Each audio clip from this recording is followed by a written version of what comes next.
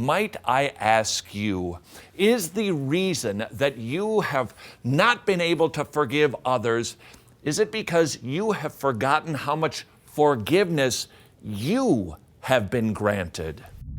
Our default position as strugglers is to believe that God's disappointed and frustrated, that He simply is tolerating us.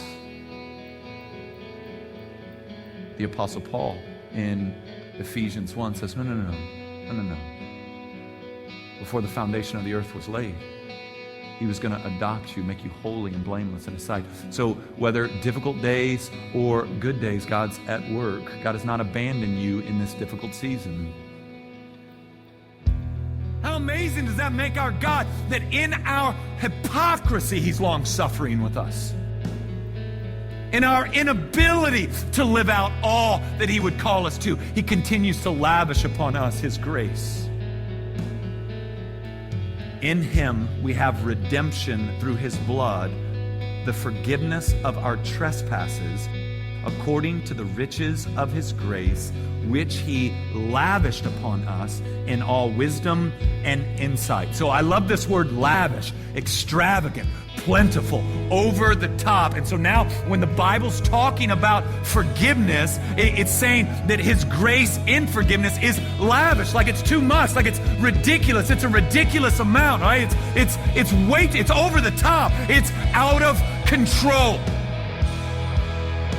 Man of woman of God, in Christ but struggling, God does not regret saving you. He doesn't regret it. You haven't surprised Him. You cannot surprise Him.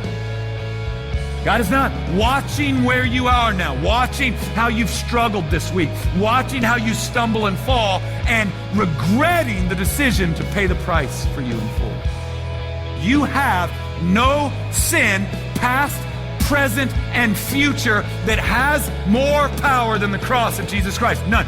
This means that your salvation wasn't just a past event alone, but that Christ even now is continuing to save you. He didn't forgive your past sins and now leaving it up to you to conquer present and future sins, which means it doesn't matter how you came in here. It means God can rescue. It means God can save. And it means for those of us who are in Christ, you do not disgust Him.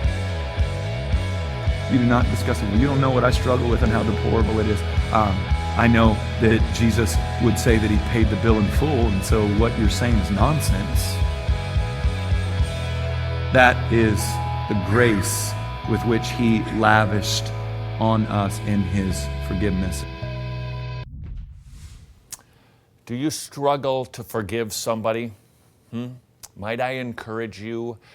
Think upon the lavishness of God's grace demonstrated toward you in His Son, and that will almost force you to have no other option but to be able to simply forgive as you have been forgiven. Exalted worship. Is this any good?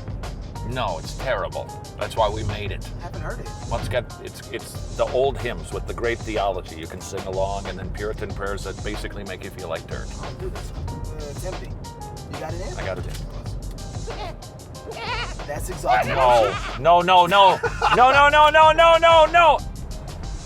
What?